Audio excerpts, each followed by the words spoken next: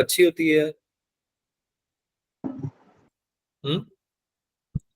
Sir concepts बड़े गलत हो जाते हैं। पर इंटरेस्टिंग तो होती है, नहीं यस लगती? सर। नहीं लगती है, लगती है। मेरे को तो बड़ी इंटरेस्टिंग लगती है ऑर्गेनिक केमिस्ट्री। मेरे को बड़ा मजा आता था क्वेश्चन सॉल्व करने में, रिएक्शन सॉल्व करने में जब मैं पढ़ता था। तो केमिस्ट्री तो मैंने मतलब थोड़ी बहुत पढ़ाई भी है, तो आई एम अवेयर के कौन कौन सी चीजें जो बड़ी इंटरेस्टिंग है। तो आई होप कि आप लोग थोड़ा ध्यान दे रहे होंगे वीक स्पॉट्स पे अब, क्योंकि अभी हमको एग्जाम क्रैक करना है ना, तो हमको ये चीज ज्यादा करनी पड़ेगी, राइट? जैसे कि आप लोगों को अभी तक कुछ चीजें नहीं पता थी, जैसे कि आप लोगों के वीक स्पॉट्स क्या हैं। लेकिन अगर आपने, जैसे मैंने बोला आपको चालू करने के लिए एनालिसिस ऑफ पेपर, वो अगर आपने किया होगा तो आपको पता चला होगा कि ये पर्टिकुलर टॉपिक्स या सब्जेक्ट आपका वीक जा रहा है। अब उसको कवर कैसे करना है हम डिस्कस कर चुके हैं वैसे तो इस बारे में, है ना?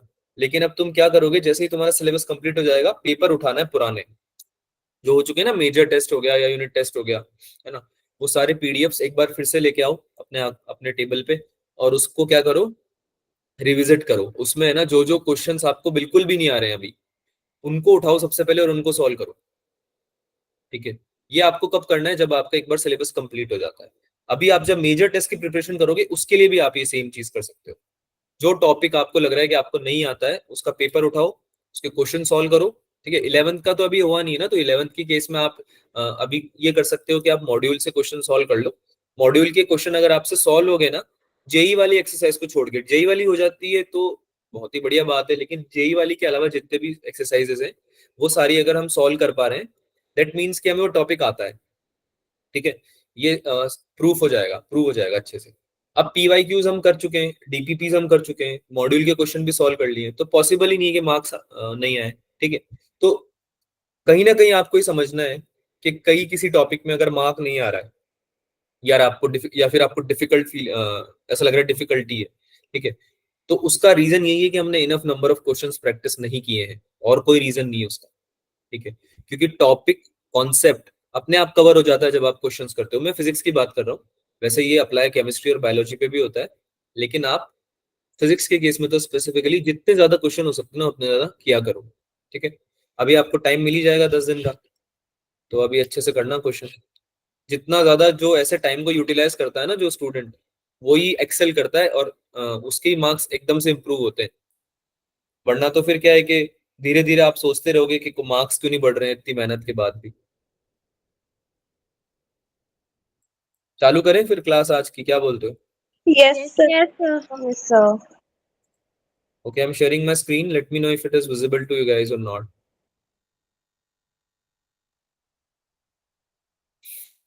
Is it visible बच्चों? Yes, sir. Yes. Yes, yes. sir. चलो, Yes, sir. डिफ्रैक्शन की बातें करेंगे आज थोड़ी सी, है ना? डिफ्रैक्शन कुछ नहीं है, एक फिनोमेना है similar to interference basically. Diffraction was one of the phenomena जिसको समझ के लोगों ने बोला था कि यार लाइट जो है वो पार्टिकल तो नहीं हो सकती, है ना? Definitely it has to be wave, otherwise particle अगर होती तो डिफ्रैक्शन तो शो नहीं करती। ठीक है? तो ये एक one of the few phenomena था जिसके थ्रू हमने पता किया कि भाई लाइट जो है वो प्रोपोगेट कर रही है वेव की फॉर्म में। इंटरफेरेंस भी एक one of the important phenomena है। तो इंटरफेरेंस समझ में आ गया है ना सबको बच्चों? Yes sir. Yes, sir. है ना? जो फ्रिंज विड्थ वगैरह है वो निकालना आता है ना हमको अब? Yes sir. Yes, sir. Yes, sir. हाँ, ठीक है, चालू करते हैं फिर। ठीक है? तो भाई हुआ क्या कि जैसे इंटरफेरेंस सीखा लोगों ने, समझा लोगों ने कि इंटरफेरेंस है क्या, वैसे ही है ना उनको कुछ और फिनोमेनाज पे कुछ और तरीकों से एक्सपेरिमेंट करने की भी क्या हुई, इच्छा हुई, है ना? So what did they do, they perform an experiment. उस एक्सपेरिमेंट में उन्होंने क्या किया, इंटरफेरेंस के केस में दो स्लिट ले रहे थे अभी तक हम, है ना? स्लिट वन और स्लिट टू, S1 S2, एक कॉमन सोर्स ले लिया था और दो स्लिट लेके लाइट को प्रोजेक्ट किया हमने। और फिर हमें ये पता ही था कि लाइट वेव की फॉर्म में ट्रैवल करती है, तो वेव फ्रंट्स की फॉर्म में वो प्रोपोगेट करती है, हाइजेंस प्रिंसिपल से हमने पता कर लिया था। तो उन वेव फ्रंट्स को स्टडी करके हमने इंटरफेरेंस पैटर्न्स को समझा। इंटरफेरेंस क्या होता है, सुपरपोजिशन ऑफ टू वेव्स, है ना? जहां पे हमारी जो वेव है सुपरपोज करेगी, राइट? तो हमने नोटिस कर लिया इंटरफेरेंस में कि भाई लाइट जो है वो बेंड हो रही है। है ना, जिस जगह उसको नहीं जाना चाहिए वहां पे जा रही है, राइट। तो उस जगह पे जाके वो कर क्या रही है वो हमने इंटरफेरेंस में समझा।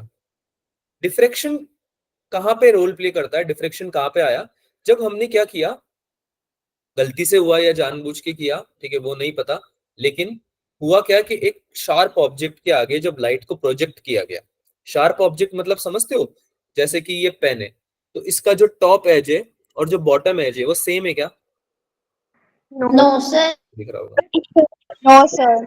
ऊपर वाला एज थोड़ा शार्प है ना और नीचे वाला थोड़ा फ्लैट है, right. Yes sir. Yes, sir. तो जब इस पेन पे या कोई शार्प ऑब्जेक्ट पे हमने टॉर्च मारी, टॉर्च मारी मतलब लाइट को प्रोजेक्ट किया, है ना, तो जब लाइट को प्रोजेक्ट किया इस पेन पे, तो हमें रियलाइज हुआ कि ये पेन के पीछे का जो एरिया था, इसको मैं ड्रॉ करके बताता हूं तुम्हें, कोई तुमने क्या ले लिया, एक शार्प ऑब्जेक्ट ले लिया और तुमने लाइट को क्या किया, इस पे प्रोजेक्ट किया,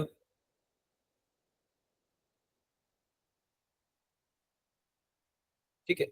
तो मुझे एक बात बताओ, ये जो एरिया है इसके पीछे का, इस पेन के पीछे का या इस शार्प ऑब्जेक्ट के पीछे का, उस पे तो शेडो आना चाहिए ना बच्चों, yes Yes, sir. sir. Yes, sir.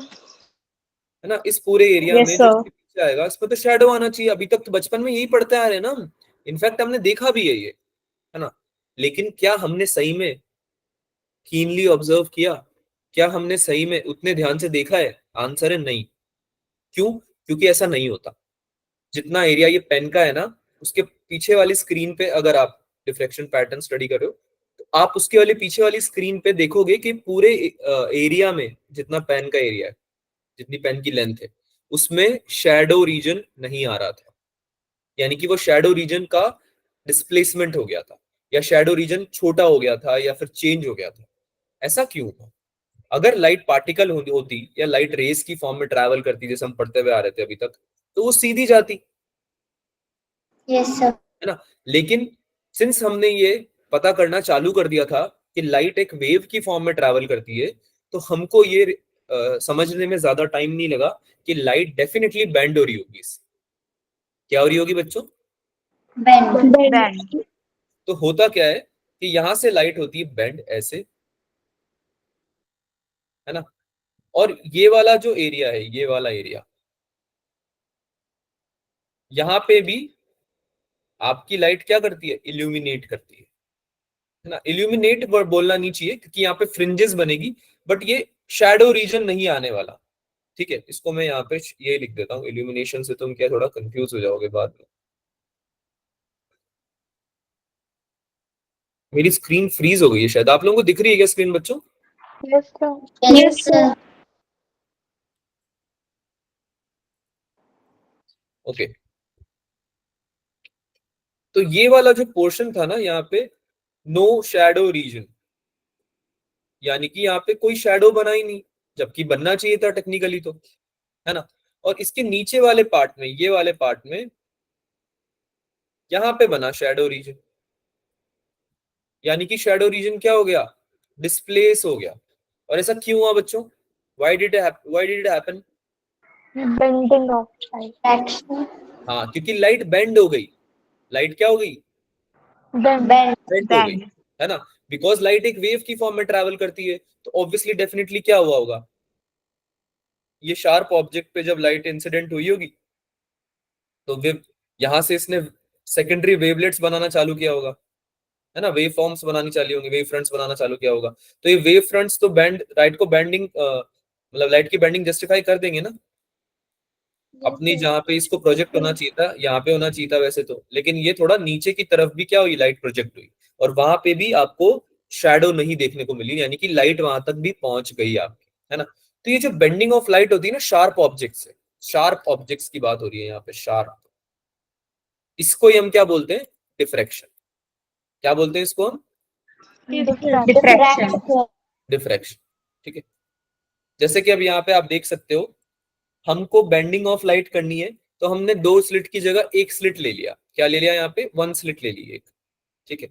अब जब हमने स्लिट लिया, तो आपकी लाइट क्या करने लगी, वेव फ्रंट्स बनाने लगी। हमने बात करी ना, जब भी हम स्लिट्स बनाते हैं और जो ओपनिंग है जहां से लाइट को प्रोजेक्ट करना है, उसकी साइज जब हम इतनी छोटी कर देते हैं कि वो ऑलमोस्ट किसके बराबर हो जाए, वेवलेंथ ऑफ लाइट के। मैं फिर से यस सर। तुम अगर नॉर्मली लाइट को प्रोजेक्ट करोगे, नॉर्मली मतलब तुमको लगता है कि तुमने बहुत छोटा स्लिट बना दिया है, लेकिन ऐसा नहीं है। स्लिट हम जब बनाते थे तो कितने मिलीमीटर का रखते थे, याद रखो, मिलीमीटर्स की रेंज में रखते थे ना, या यस सर। सेंटीमीटर? नहीं centimetre, millimetre.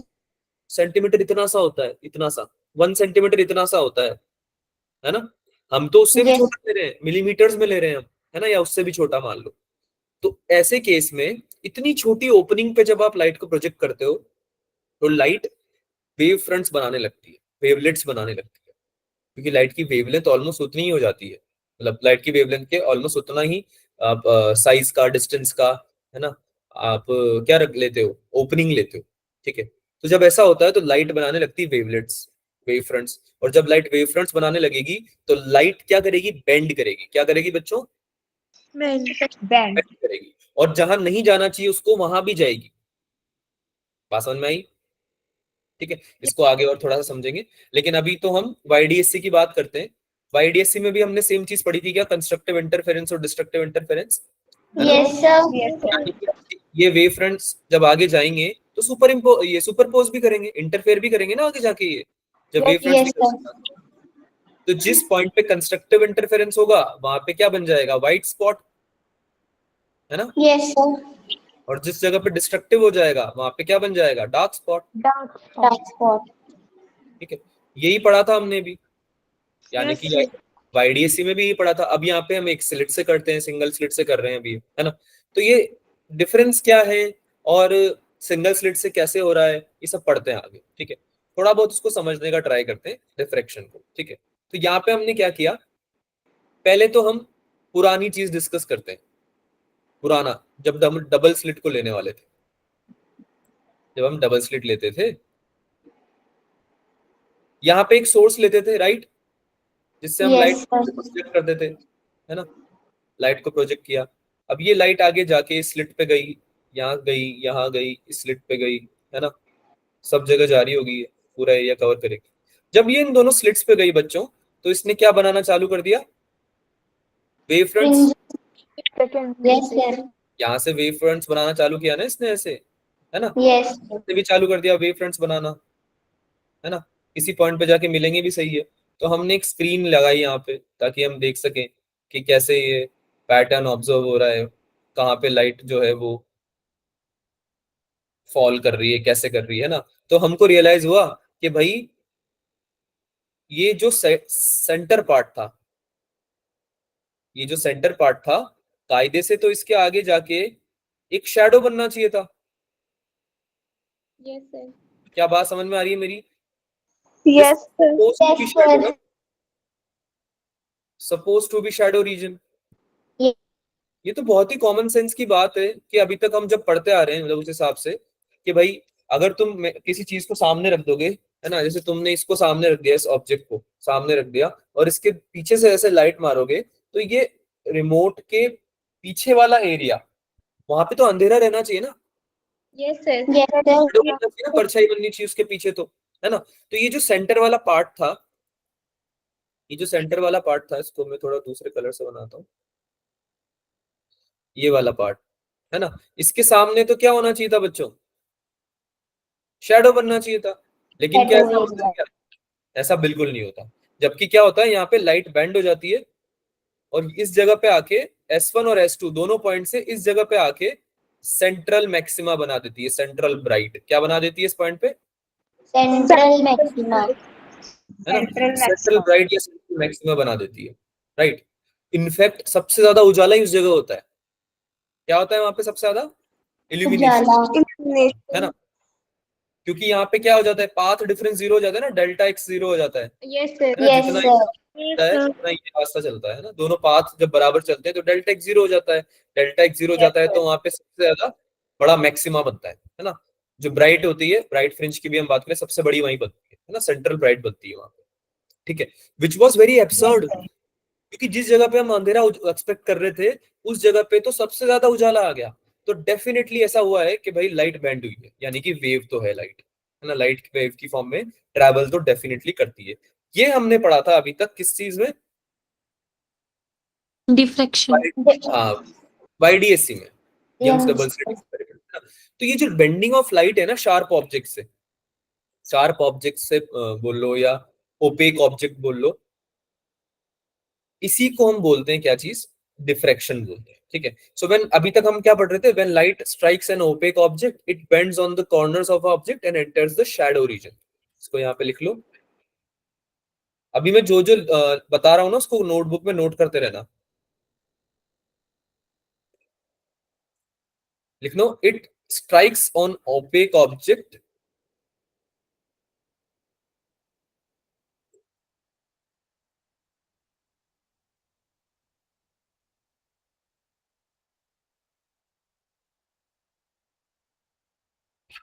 And enters shadow reason.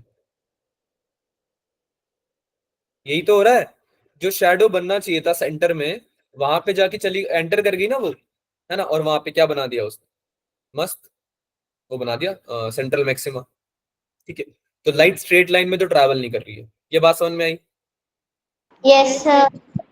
Light straight line में तो ट्रैवल नहीं कर रही है, चलो नहीं कर रही है, अच्छी बात है। तो डिफ्रैक्शन कहां से आया, ये डिफ्रैक्शन कहां से आया, तो डिफ्रैक्शन का डेफिनेशन यही होता है, when light strikes an opaque object it bends around the corner of object and enters the shadow region. यही एक तरह से समझने के लिए डेफिनेशन है डिफ्रैक्शन की। ठीक है, इसको हम थोड़ा ऑब्जर्वेशन के थ्रू समझते हैं कि भाई क्या हो रहा होगा एक्चुअली में। तो एक शैडो रीजन बना के देखते हैं। यहाँ पे हमने एक ओपेक ऑब्जेक्ट ले लिया बच्चों, जिसका कि थोड़ा क्या था, बेंडेड था थोड़ा, है ना, शार्प था थोड़ा उसका एज। ठीक है, और इस शार्प ऑब्जेक्ट पे हमने क्या किया, लाइट को प्रोजेक्ट कर लिया। कोई भी सोर्स ऑफ लाइट ले लो, कोई भी सोर्स ऑफ लाइट ले लो जो कि यहाँ पे जा रहा हो, है ना, एक सोर्स ऑफ लाइट है जो कि लाइट को क्या कर रहा है, तुम्हारा प्रोजेक्ट कर रहा है। ठीक है, हर डायरेक्शन में जा रही है लाइट यहाँ से। अब मुझे एक बात बताओ, ये जो लाइट यहाँ से जाएगी, ठीक है, यहाँ मैंने स्क्रीन बना दी, लेट से यहाँ पे मैंने स्क्रीन बना दी, तो लाइट जो इधर जा रही है, ये कोई इसके बीच में कोई आ रहा है क्या, हिंड्रेंस No, सफर कर, sir. नहीं आ रहा, है ना। तो मतलब कि ये एक पर्टिकुलर पार्ट में, यहाँ पार्ट में तो इल्यूमिनेंस आ जाएगा, इल्यूमिनेशन जोन हो जाएगा ये तो, Yes, sir. है ना, Yes, यहाँ तो sir. खुला रहेगा ना एकदम। बेटा समझ में आ रहा है, ये ओपेक ऑब्जेक्ट तो तुमने यहाँ रख दिया है, इसके ऊपर वाले हिस्से में तो कुछ भी नहीं है ना, कोई कोई Yes. बीच में रुकावट ही नहीं है, तो वहां तो इल्यूमिनेशन रीजन रहेगा, है ना।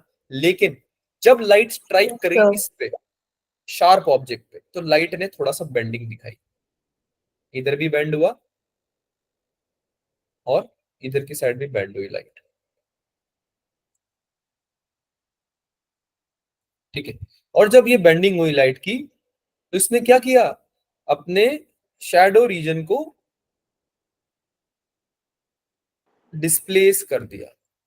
क्या कर दिया बच्चों, Displace. डिस्प्लेस कर दिया। आगे चला गया लगता है ना, नीचे की तरफ कर दिया। और इसने क्या बनाना चालू किया, इसने यहाँ पे फ्रिंजेस बनाना चालू किया। तो फ्रिंजेस किस तरह से बनी है, फ्रिंजेस सबसे पहले तो स्ट्रॉन्ग फ्रिंज बनी, ब्राइट एकदम, ज्यादा विड्थ की, है ना, डार्क एकदम। ठीक है, फिर ब्राइट बनी, फिर उसके बाद फिर स्ट्रॉन्ग फ्रिंज बनी, ब्राइट डार्क फ्रिंज, फिर ब्राइट बनी, फिर डार्क बनी, फिर बिल्कुल कम होती गई। एक चीज नोटिस करी तुमने ये फ्रिंजेस के बारे में, फ्रिंजेस देख के कुछ नोटिस हो रहा है, Yes, sir. क्या नोटिस हुआ, ये अल्टरनेटिवली बन रही है। ऑल्टरनेटिवली तो बनती ही है, उसके अलावा क्या नोटिस हुआ, कम होती जा रही है. हाँ, इंटेंसिटी कम होती। हाँ इंटेंसिटी कम होती जा रही है, या फिर ये इसकी जो विड्थ है वो कम होती जा रही है। तो इसको अगर हम स्क्रीन पे प्रोजेक्ट करके देखना चाहें, स्क्रीन मतलब ऐसे सामने से देखना चाहें, अभी तो हम साइड से देख रहे हैं ना सब चीजों को, तो अगर Yes, हम इसको sir. प्रोजेक्ट करें, है ना, Yes, प्रोजेक्ट sir. करें इसको यहाँ पे, तो ये नीचे की तरफ तो एकदम सॉलिड वाली बनी एकदम, है ना, अच्छी खासी विड्थ की बनी। फिर ऊपर गई तो थोड़ा छोटा बना इसको। ठीक है, और ऊपर आई तो और छोटी बनी। ठीक है, और ऊपर आते आते बिल्कुल फेड आउट हो गई। क्या हो गई? Fade out. Fade out. ठीक है, तो जब ये फेड आउट हुई तो हमें रियलाइज हुआ कि ये जो फ्रिंज पैटर्न है, ये जो इंटरफेरेंस पैटर्न है, इंटरफेरेंस हुआ होगा यहाँ पे ऑब्वियसली। अरे क्या हुआ होगा यहाँ पे? इंटरफेरेंस हुआ होगा ना, तभी तो कंस्ट्रक्टिव और डिस्ट्रक्टिव इंटरफेरेंस का हमें रिजल्ट देखने को मिल रहा है यहाँ पे। अरे बेटा, फ्रिंजेस कब बनती थी? जब इंटरफेरेंस होता था, कंस्ट्रक्टिव होता था तो ब्राइट बन जाती थी, डिस्ट्रक्टिव होता था तो डार्क बन जाती थी, right? Yes sir. Yes, sir. तो Yes, sir. डिस्कशन से हमने समझा कि ये पक्का क्या हो रहा है यहाँ पे, ये alternative bright and dark fringes बन रही है और यहाँ पे इंटरफेरेंस शो हो रहा है ऑल्टरनेटिवली।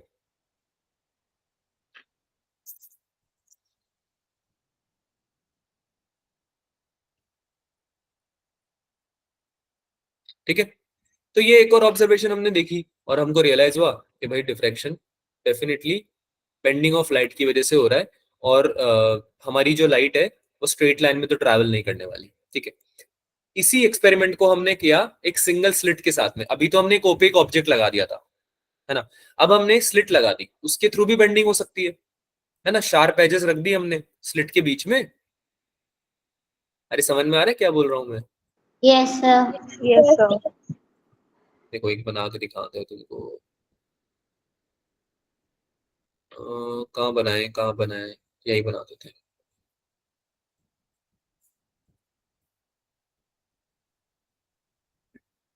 थर्ड एक्सपेरिमेंट, यहाँ पे हमने एक सिंगल स्लिट बनाई बच्चों,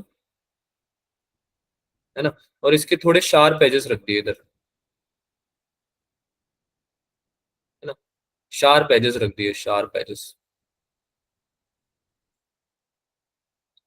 लाइट को किया हमने यहाँ से प्रोजेक्ट, वही जैसे हम करते आ रहे थे अभी तक, है ना। और जब लाइट को प्रोजेक्ट किया तो वेव फ्रंट्स बनना चालू हुए होंगे, तो क्या हुआ होगा? डेफिनेटली बेंडिंग हुई होगी लाइट की। Bending of light. यहाँ पे जब हम स्क्रीन पे ऑब्टेन करेंगे इसको,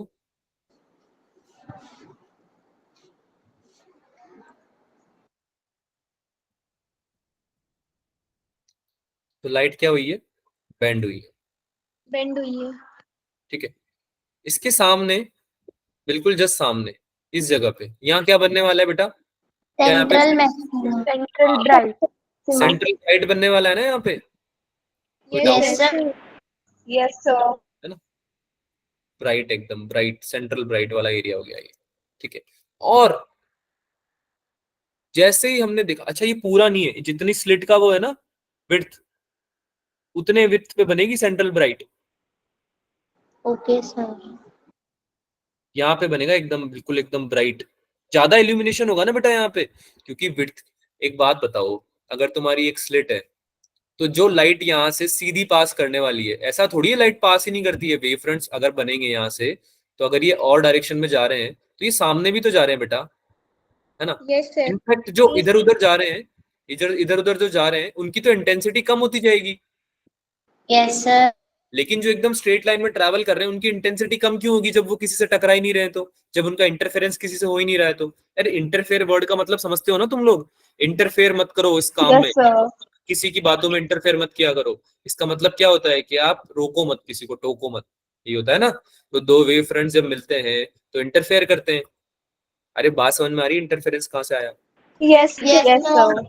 तो जो वेव फ्रंट्स तुम्हारे एकदम सीधे चले गए हैं, जो ओपनिंग से एकदम सामने, जितनी ओपनिंग है उतनी ही विड्थ पे सामने स्क्रीन पे प्रोजेक्ट हो गए हैं, वहां पे तो इंटेंसिटी ज्यादा ही होनी चाहिए ना लाइट की। Yes, sir. यस उस एरिया में सर। तो ब्राइट बन गया, उस एरिया में तो ब्राइट बन गया, उसके अलावा एरिया में इंटरफेरेंस होना चालू हो गया। ठीक है, क्योंकि लाइट को बेंड होना पड़ा, और जहां पे लाइट बेंड होगी वहां पे इंटरफेयर करेगी फिर लाइट, राइट? समझ में आ रहा है बात? Yes, sir. Yes sir. Interference कैसे किया इसने? वही पुरानी वाली हरकतें चालू कर दी इसने अपनी। पहले डार्क फ्रिंज बनाई, फिर ब्राइट बनाई, फिर डार्क बनाई, फिर ब्राइट बनाई, फिर डार्क, फिर ब्राइट, फिर डार्क, फिर ब्राइट, और फिर ये फेड आउट होना चालू कर दिया इसने, है ना। क्या होना चालू कर दिया इसने? Fade out. Fade out. Fade out होना चालू कर दिया। ठीक है, तो ये फ्रिंज पैटर्न ऊपर और नीचे ब्राइट के, सेंट्रल ब्राइट के देखने को मिला, और उसके ऊपर जहां पे ये फेड आउट हो गई वहां पे ये इसने क्या किया, यहाँ ये क्या हो गया? डार्क शैडो रीजन हो गया। ये कौन सा रीजन हो गया? Dark shadow. Dark Shadow. इसको शैडो रीजन भी बोल सकते हो आप। डार्क शैडो मतलब यहाँ पे लाइट बिल्कुल नहीं है, ठीक है। तो सिंगल स्लिट से भी हमें डिफ्रेक्शन देखने को मिला, है ना। सिंगल स्लिट में भी हमें क्या मिला, जैसे कि हम एक शार्प ऑब्जेक्ट ले रहे थे, ओपेक ऑब्जेक्ट, और उस पर लाइट प्रोजेक्ट कर रहे थे, हमें डिफ्रेक्शन देखने को मिला था, बेंडिंग ऑफ लाइट देखने को मिली थी।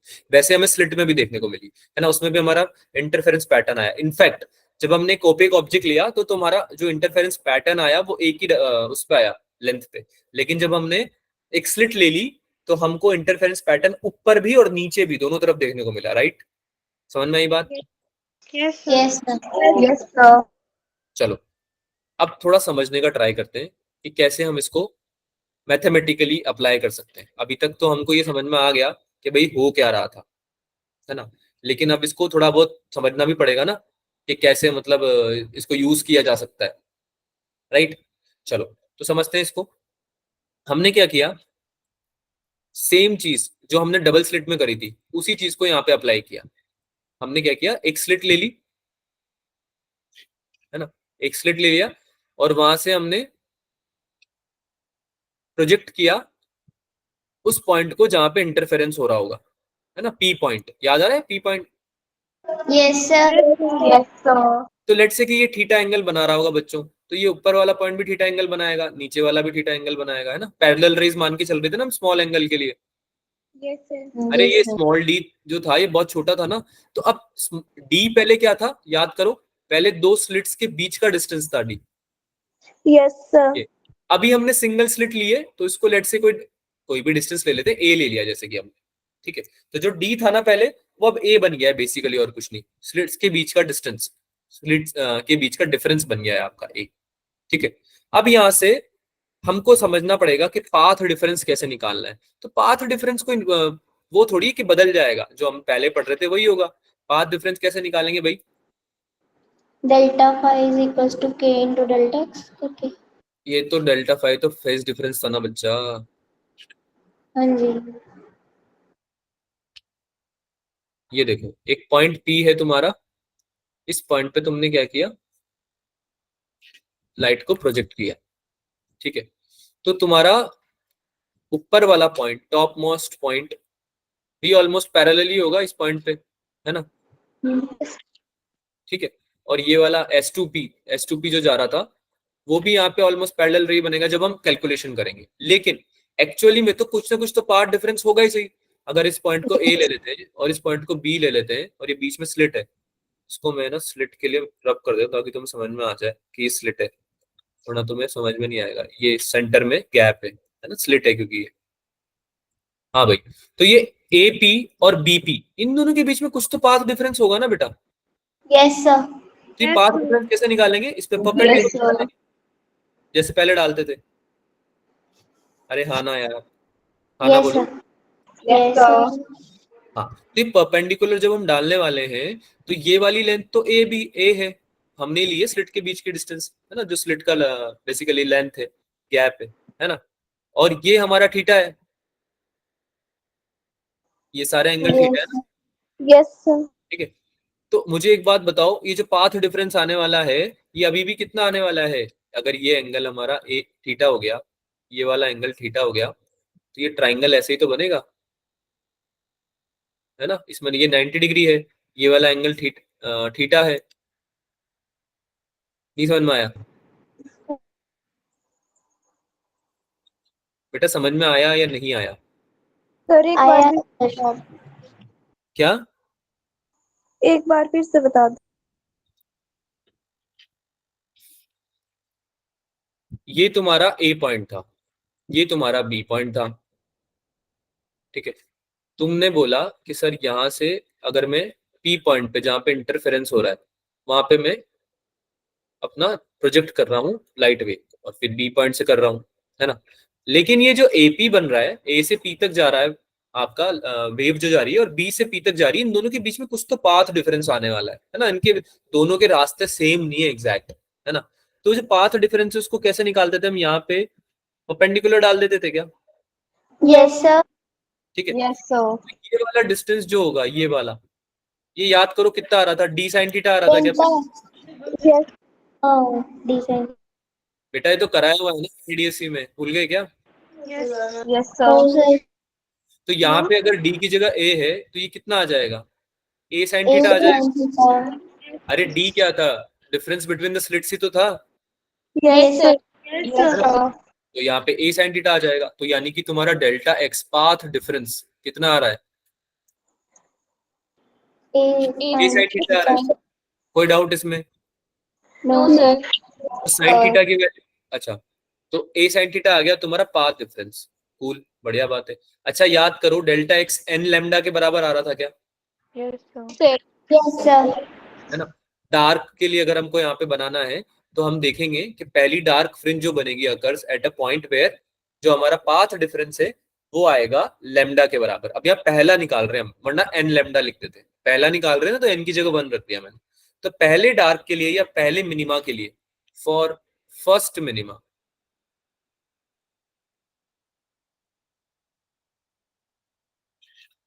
मेरा जो AP minus PP path difference जो आ रहा है वो लैम्डा के बराबर आना चाहिए, यानी कि डेल्टा एक्स मेरा आना चाहिए लैम्डा के बराबर, यानी कि मेरा A साइन थीटा किसके बराबर आना चाहिए?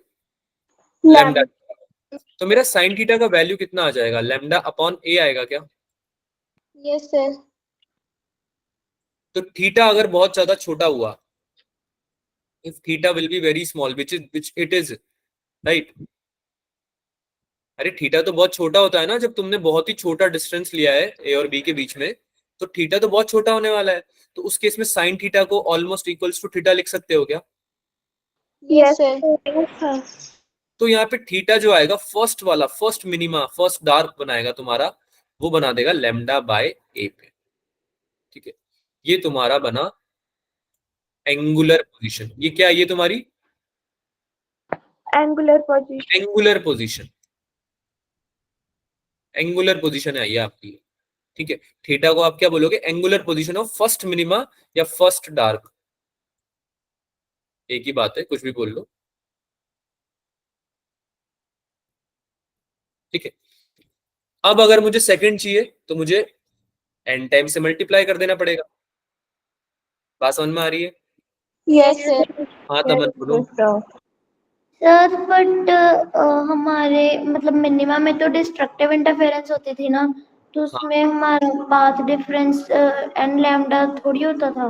बेटा वो स्लिट्स भी तो दो होती थी, ये सर। याद करो, यहाँ पे स्लिट एक ही है। तो यहाँ पे हम जो ऑब्जर्व कर रहे हैं ना, जो ऑब्जर्वेशन बोल रही है हमारी, वो बिल्कुल अपोजिट बोल रही है डिफ्रैक्शन के केस में। ठीक है, यहाँ पे हमको पहला जो मिनिमा मिल रहा है, पहला डार्क जो मिल रहा है, उसमें हमको पाथ डिफरेंस जो मिल रहा है वो लैम्डा के बराबर मिल रहा है, लैम्डा के मल्टीपल्स में मिल रहा है। ठीक है, और ऐसा होता क्यों है? क्योंकि सारे आपके जो लैम्डा बाई 2 का फैक्टर बनता था उसमें, याद करो, यस सर। लैम्डा बाई 2 के मल्टीपल से बनता था ना। Yes sir. ठीक है, तो यहाँ पे क्या हो रहे हैं कि वो कैंसिल आउट हो जा रहे हैं सारे, जैसे कि उसमें कैंसिल आउट नहीं होते थे क्योंकि उसमें 2 स्लिट होती थी, याद करो, यस 2 सर। स्लिट होती थी। अच्छा, उसमें एक और चीज होती थी, उसमें सारे जो फ्रिंजेस बनते थे उनकी विड्थ सेम होते थे क्या? याद करो, lambda yes by sir. Lambda D by D आ रहा था, यस सर। ब्राइट यस का भी सर। और डार्क का भी, है ना? लेकिन यहाँ पे एक ही स्लिट है, तो हो क्या रहा है कि जो लैम्डा बाई 2 के मल्टीपल्स में जो आ रहे हैं ना सारे, वो कैंसिल आउट हो जा रहे हैं। तो बाद में जो बचेगा वो लैम्डा बाई 2 और लैम्डा बाई 2 दोनों बचे, मतलब 2 ही बचते हैं। ये ऑब्जर्वेशन बता रहा हूँ मैं आपको, ऑब्जर्वेशन के बाद जो आया था वो मैं रिजल्ट बता रहा हूँ, पर क्यों आया उसका आंसर दे रहा हूँ मैं। ठीक है, तो लास्ट में जो बचते वो केवल 2 पेयर बच रहे, लैम्डा बाई 2 और लैम्डा बाई 2 के। तो जो टोटल आया वो लैम्डा के बराबर आया, पहला डिस्ट्रक्टिव इंटरफेरेंस आपका या पहला डार्क आपका, है ना? और उसका रीजन यही था कि यहाँ पे स्लिट केवल एक थी, अगर 2 स्लिट होती तो वो जो कैंसिल आउट हो रहे थे ना वो कैंसिल आउट नहीं होते। उसके बाद में फिर आपको पहला डार्क मिलता लैम्डा बाई 2 पे, हर लैम्डा बाई 2 पे पहला डार्क मिलता और लैम्डा पे ब्राइट मिलता। लेकिन यहाँ पे सिंस एक ही स्लिट थी, तो जो पेयर बने ना लैम्डा बाई 2 के वो कैंसिल आउट होते गए, इस वजह से आपको जो पहला डार्क मिला वो लैम्डा पे ही मिला। ठीक है, तो दैट्स वाई यहाँ पे जो आप पाथ डिफरेंस लोगे वो लैम्डा के बराबर लोगे। अगर ओके आपको सर। याद करने में दिक्कत होगी तो मैं आपको उसका ट्रिक बता देता हूँ। आपको बस ये समझना है कि जो उसमें IDSC में लेते थे ना, उसका अपोजिट लेना है यहाँ पे। बात समझ में आई? अच्छा, यस। ये सब चीजें आगे बात करते हैं। पहले मुझे ये बताओ, पाथ डिफरेंस समझ में आ गया कि ये A sin थीटा के बराबर आने वाला है? Yes sir. ठीक है, यस सर। तो डेल्टा एक्स को मैं A थीटा भी लिख सकता हूँ क्या? साइन थीटा को थीटा लिख रहा हूँ ना, क्योंकि यस सर। अरे इसमें तो डाउट नहीं है। No sir. तो स्मॉल एंगल्स के लिए पाथ डिफरेंस हो गया ए थीटा, ये याद रखना, ये चीज भूलना मत। अब हम क्या बोल रहे हैं, path difference between L and M is a by two theta. समझना, जो अभी बोला ना मैंने कि कैंसल आउट हो गए थे, उसको एक्सप्लेन कर रहा हूं। पाथ डिफरेंस बिटवीन रे एल एंड एम। अब तुम्हारा एल एम और एन क्या है कि तुम्हारा जो पूरा ए स्लिट था, ये जो पूरी स्लिट थी ना ए बी वाली, ए से लेकर बी तक, इसको हमने दो में ब्रेक कर यस दिया। सर। तो ये वाली डिस्टेंस ए बाई टू हो जाएगी और ये वाली डिस्टेंस ए बाई टू हो जाएगी। क्या ये बात समझ में आई? Yes sir. Yes sir. है ना? तो जो ये ए बाई टू वाला बेसिकली जो डिस्टेंस है ना, ए बाई टू वाला जो आपका विंडो बन रहा है, इसकी वजह से जो पाथ डिफरेंस आने वाला है, क्या वो ए बाई टू थीटा आएगा? Yes sir. अरे यार, अगर अगर तुम्हारा पूरे ए की वजह से पाथ डिफरेंस ए थीटा आ रहा था, तो अगर मैं सेंटर से ए बाई टू डिस्टेंस ऊपर तक जो डिस्टेंस है, उसके लिए लाइट रेस तो सब जगह से निकल रही है ना बेटा, एल से भी यस निकल रही सर। होगी, ये एल पॉइंट से भी निकल रही होगी, और ये पॉइंट अगर मैं कुछ मान लेता हूँ, ओ मान लेता हूँ, तो ओ पॉइंट से भी निकल रही होगी और एन से भी निकल रही होगी, राइट? Yes sir. तो मैं अगर एल और ओ, अगर ऐसा ऐसा समझो कि अगर तुम्हारी स्लिट ए की होती ही नहीं, ए बाई टू विड्थ की ही होती, तो फिर एल से भी निकलती और ओ से भी निकलती, तो तुम जो पाथ डिफरेंस यहां तक लेते, क्या ये दिख रहा है आपको, ये वाला जो मैं 90 डिग्री बनाना चाह रहा हूँ, यस सर। तो ये वाला जो डिस्टेंस होता तुम्हारा, ये छोटा सा डिस्टेंस, क्या ये a by two sine theta नहीं होता? ये ए छोटा बाई वाला, टू साइन थीटा ही होता। है ना? और ये नीचे वाला होता ए साइन थीटा, ये वाला यस होता sir. A by two sine theta. क्या ये बात समझ में आई? Yes sir. Yes sir. Yes sir. तो ये जो a by two sine theta है, या ए बाई टू थीटा भी लिख सकता हूँ ना इसको, साइन थीटा को थीटा लिख रहा हूँ तो छोटे एंगल के लिए, है ना? Yes sir. यही तो तुम्हारा पाथ डिफरेंस है। अरे हाँ ना बोलो यार, पाथ डिफरेंस यही है ना, यस सर। यस है ना? ऊपर वाले के लिए एल और एम के बीच में देख रहे हैं ना, अभी हम एल और एम के बीच में देख रहे हैं, ठीक है? तो इसके लिए ए बाई टू थीटा आपका पाथ डिफरेंस है। अच्छा, destructive interference lambda by to के मल्टीपल में आता था, याद करो, यस सर। Yes sir. ठीक है? तो ये a by two theta equal हो जाएगा लैम्डा बाई टू के, प्लस माइनस ऊपर नीचे दोनों तरफ बनते हैं ना, क्योंकि, यस सर। है ना? ए बाई टू थीटा अगर लैम्डा बाई टू के इक्वल है, तो क्या टू से टू कैंसिल हो सकता है डिनोमिनेटर में? Yes sir. तो क्या थीटा, तो क्या थीटा लैम्डा बाई ए आ रहा है इससे? आ गया। Yes sir. अब समझ में आया कि क्यों आ रहा था ये yes. Lambda by A, yes sir. है ना? मल्टीपल्स वो लैम्डा बाई टू के बन रहा है, लेकिन हो क्या रहा है मैथमेटिकली, तो मैंने तुम्हें समझा दिया। एक्चुअली में क्या होता है कि ऊपर भी तुम्हारी एक तरह से स्लिट बन रही है, नीचे भी बन रही है, क्योंकि ए बाई टू डिस्टेंस पे आप देखोगे ना, तो जो लैम्डा बाई टू पे आ रहे हैं ना आपके डार्क फ्रिंजेस बन रहे हैं, ठीक है, वो कैंसल आउट होते जाते हैं। तो उससे क्या होता है कि आपका जो बनता बचता है ना, वो लैम्डा पाथ डिफरेंस ही बचता है। तो इस वजह से जो आपका पाथ डिफरेंस आता है वो लैम्डा के बराबर हम इक्वेट करते हैं उसको। बात समझ में आई? यस। Yes sir. देखो यहाँ लिखा भी हुआ है, for every point in M1, for every point M1 in part LM यानी ऊपर वाला part, there will be a point M2 at a by 2 distance in part MN। क्या बोला मैंने? जो ऊपर वाला LM वाला पार्ट है, उसके लिए जो भी M1 क्या पॉइंट है जहां पे आपके बढ़ने वाला है, इंटरफेरेंस होने वाला है, उसके लिए नीचे वाले पॉइंट में भी क्या होगा, एक इंटरफेरेंस होगा, जो कि उसको क्या कर देगा, कैंसल आउट कर देगा। तो जो लास्ट एजेस वाले बचेंगे, है ना, जो लास्ट एजेस वाले बचेंगे जो कैंसल आउट नहीं हो पाएंगे, वो ऐड होके क्या बन जाएंगे, लैम्डा बन जाएंगे। क्या बन जाएंगे? लैम्डा। लैम्डा बन जाएंगे ना। डार्क के लिए बात कर रहे हैं हम, क्योंकि डार्क में लैम्डा बाई टू पे होता था, लैम्डा बाई टू पे डिस्ट्रक्टिव इंटरफेरेंस होता था डार्क डार्क के लिए, है ना, yes lambda by sir. Two multiple में। ब्राइट के लिए जब बात करेंगे ना, ब्राइट फ्रिंज के लिए, अभी हम डार्क फ्रिंज की बात कर रहे हैं, तो फर्स्ट मिनिमा आपका कितने पे आया, लैम्डा बाय ए पे, plus minus lambda by a पे, इस पे आया plus minus lambda by a पे। ये समझ में आया क्या? ये समझ में आया क्या? अब ये जो तुमने निकाला है ना, ये तुमने एंगुलर पोजीशन निकाली है। द एंगुलर साइज या angular position of the central maximum increases when the slit width a decreases. First minima आपका आया theta equals to lambda by a पे। अच्छा, ये इनवर्सली प्रोपोर्शनल है क्या ए के? Yes sir. तो अगर मैं स्लिट की साइज को बढ़ा दूं, इंक्रीज कर दूं स्लिट की साइज को, तो क्या मेरा जो एंगुलर पोजीशन है क्या वो कम हो जाएगा? Yes, sir. Yes, sir. अरे फिर से सुनो, स्लिट जो है ए डिस्टेंस की है, ठीक है, ए लेंथ की है, अगर मैं स्लिट की साइज को इंक्रीज कर दूं, बढ़ा दूं, तो क्या मेरा एंगुलर पोजीशन कम नहीं होगा क्या? कम होगा। कम होगा ना, Yes, sir. है ना? और अगर मैं स्लिट को छोटा करते जाऊंगा तो मेरा एंगुलर साइज बढ़ते जाएगा, सेंट्रल मैक्सिमा Yes, का sir. Angular, Yes, sir. ठीक है। तो इनवर्सली प्रोपोर्शनल होता है ये, और ये वहां पे भी याद करो स्मॉल डी के इनवर्सली प्रोपोर्शनल था क्या Yes, YDSC sir. में? याद आ रहा है फॉर्मूला, स्मॉल डी के इनवर्सली प्रोपोर्शनल था वहां भी, ठीक है। अच्छा, जनरल कंडीशन ऑफ मिनिमा क्या होती है? अगर आपको जनरल कंडीशन चाहिए तो आप n की जगह बस वैल्यूज पुट करते जाओ, n equals to 1 2 3, 1 2 3, n equals to 0 रखोगे तो 0 ही हो जाएगा ना वो तो, अरे n इक्वल्स टू 0 तो 0। Sir. Yes, sir. तो ये दोनों फॉर्मूले जल्दी से नोटबुक में नोट कर लो, आई होप ये समझ में आया होगा, काफी टाइम हमने लगाया है इस पे। Yes, sir. नोटेड डाउन बच्चों, ये दोनों फॉर्मूले नोट कर लो लास्ट वाले।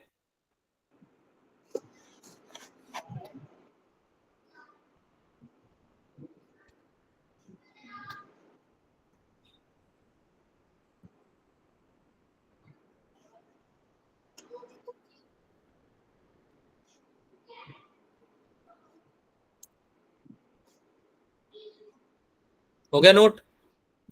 Yes, sir. Sir. Yes, sir. Sir इसमें प्लस माइनस का क्या मतलब है? ऊपर नीचे अच्छा, ओके सर। दोनों तरफ बनते हैं ना फ्रिंजेस, तो सिंगल स्लिट में अभी थोड़ी देर पहले ऑब्जर्वेशन में बताया तो था तुमको। आगे है। चलो आगे चले। Yes, sir. अब ब्राइट फ्रिंज की लोकेशन देखते हैं। तो ब्राइट फ्रिंज के लिए हमने क्या किया, 3 पार्ट में डिस्ट्रीब्यूट कर दिया इसको, a/3, a/3 और a/3 पे, यानी कि if waves from at any 2 parts will interfere destructively, then the third part will leave some intensity on screen and it will be a secondary maxima। क्या बोल रहा है ये, कि अगर आपके वेव जो निकल रही है 2 पार्ट से, if waves from any 2 parts will interfere destructively, तो एक आपका बच जाएगा जो कि आपको क्या देगा, मैक्सिमा की वैल्यू देगा। देखो ध्यान से क्या बोल रहा हूं मैं, ये डार्क पार्ट दिख रहा है सबको, ब्लैक कलर का, ये वाला Yes, part sir. Yes, sir. यहां से जो लाइट रेज निकली होंगी, वेव्स निकली होंगी, ये डिस्ट्रक्टिवली इंटरफेयर करी इन्होंने, तो इन्होंने तो अंधेरा कर दिया, डार्क फ्रिंज बना दी। लेकिन एक पार्ट डेफिनेटली ऐसा होगा जो कि तुमको वैल्यू क्या दे देगा, ब्राइट फ्रिंज की वैल्यू दे देगा। तो पाथ डिफरेंस जो आएगा वो a/3 की वजह से ही आएगा, और इस बार पाथ डिफरेंस आ जाएगा a/3 sin थीटा या फिर a/3 थीटा। तो जब डिस्ट्रक्टिव इंटरफेरेंस इस केस में निकालोगे तुम, तो तुम्हारा आएगा a/3 थीटा इक्वल्स टू λ/2, ठीक है। अच्छा, मैक्सिमा की वैल्यू निकालनी है अगर हमें, तो उसकी वैल्यू आएगी 3/2 λ/a, ठीक है। अब ये 3/2 क्यों आई, यही आ रहा है ना डाउट दिमाग में कि 3/2 क्यों आई सर इसमें, Yes, sir. ठीक है। हाँ, अरे हाँ ना तो बोलो यार मैं खुद से Yes, sir. ठीक है। Sir. हाँ, तो इसको समझते हैं। तो देखो, एक है तुम्हारी सेंट्रल ब्राइट, फिर आई तुम्हारी फर्स्ट डार्क, सेंट्रल ब्राइट के जस्ट ऊपर डार्क बनेगी ना, अरे यार अगर डार्क नहीं बनेगी तो पता कैसे चलेगा सेंट्रल ब्राइट खत्म हो गई है? Yes, sir. तुम्हारा एक एरिया था सेंट्रल ब्राइट का, ये सेंट्रल ब्राइट है ना, ये बनी तुम्हारी फर्स्ट डार्क नीचे की तरफ, ऊपर की तरफ भी फर्स्ट डार्क बनी। अगर डार्क नहीं बनती बच्चों, डार्क फ्रिंज नहीं बनती, तो सेंट्रल ब्राइट खत्म हो गई है कैसे पता चलता? जहां पे जब तक अंधेरा नहीं आएगा तब तक ये पता कैसे चलेगा कि उजाला है, नहीं है या है? क्या मेरी बात समझ Yes, में आई? sir. अरे अंधेरा है Yes, तो sir. डिफाइन करता है उजाले को, और उजाला डिफाइन करता है अंधेरे को। Yes. Yes, sir. बात समझ में आ रही है ना, Yes, sir. है ना? तो जो सेंट्रल ब्राइट है उसके जस्ट ऊपर बना पहला डार्क। अब पहले डार्क के बाद जो सेकंड डार्क बनेगा उसकी वैल्यूज हमें पता है इस बार कितनी, इसकी वैल्यू कितनी थी, λ/a थी क्या? Yes, sir. इसकी वैल्यू 2 λ/a थी क्या? Yes, sir. तो इन दोनों के बीच में ही बनेगा कहीं ब्राइट। अरे पहले और दूसरे डार्क से Yes, sir. ऑल्टरनेटिव बनते ना, यही बनेगा ब्राइट। Yes, sir. तो लैम्डा और 2 लैम्डा के बीच में क्या आना चाहिए? क्या 3 लैम्डा बाई 2 नहीं आएगा? By 1.5 lambda. Yes sir. बेटा 1 और 2 के बीच में क्या आता है? 1.5 ही तो आता है हाँ yes, जी। sir. है ना? तो 3 लैम्डा बाई 2 इस पॉइंट पे देगा आपको ब्राइट। क्या देगा? Bright fringe. Right Right. Friend. अब समझ में आया 3 लैम्डा बाई 2 ए क्यों आया? Yes, sir. ठीक है। अच्छा, फर्स्ट मैक्सिमा तो आपका एग्जॉस्ट हो जाएगा। फर्स्ट मैक्सिमा आपका जो आएगा वो बेसिकली आ ही नहीं पाएगा। ठीक है। तो उस केस में क्योंकि वो आपका डार्क बन रहा है फर्स्ट मैक्सिमा पे, तो आपका डिस्ट्रक्टिव हो रहा है। ठीक है। तो जो पहला दिखेगा ना वही आपको 3/2 पे ही दिखेगा, तो उसको हम सेकंड मैक्सिमा बोलेंगे बेसिकली, क्योंकि फर्स्ट तो एग्जॉस्ट हो गया है। तो पहला आपका मैक्सिमा बनता ही सेकंड पे। इसको अगर आप समझना चाहो, for every point m1 in part lm dash यानी ऊपर वाला, इस बार आपने 3 में इसको ब्रेक कर दिया। ऊपर बन गया l, उसके बाद आ गया m डैश, फिर आ गया m डबल डैश, फिर आ गया n। तो जो lm डैश वाला पार्ट है सबसे ऊपर वाला, उसकी वजह से जो m1 आ रहा है, जिस पॉइंट पे आपका इंटरफेरेंस हो रहा है, there will be a point m2 at a/3 distance in part m dash. यानी इसकी वजह से जो इंटरफेरेंस आएगा उसको कैंसिल आउट करने के लिए यहां से एक इंटरफेरेंस हो जाएगा। बात समझ में आ रही है? तो जो नीचे वाला यस पार्ट सर। बचेगा, इसकी वजह से आ पाएगी केवल क्या? Bright fringe. Right, fridge. इसकी वजह से कंस्ट्रक्टिव इंटरफेरेंस हो पाएगा, है ना? ये हमें केवल ब्राइट फ्रिंज दे रही है। अब सिचुएशन सारी सेम है, अभी भी एक ही स्लिट है। ऐसा नहीं है 3 स्लिट बना दिए, कोई ऐसा तो नहीं समझ रहा है कि 3 स्लिट बना दिए सर ने। No No, sir. Sir. Slit अभी भी एक ही है, लेकिन तुम्हें मैं समझाने का ये ट्राई कर रहा हूं कि आपका जो डार्क बन रहा था वो किससे बन रहा था, और ब्राइट जो बन रहा है वो कैसे बन रहा है। ठीक है। तो जब आपका डार्क बन रहा था तो आपका a/2 पे हमने लिया था वो, क्योंकि आपका ऊपर वाला जो था वो नीचे वाले से कैंसिल हो जा रहे थे सारे, और जो बच जा रहे थे वो बच रहे थे λ/2 और λ/2 पे, जिसकी वजह से लैम्डा का पाथ डिफरेंस आ रहा था टोटल।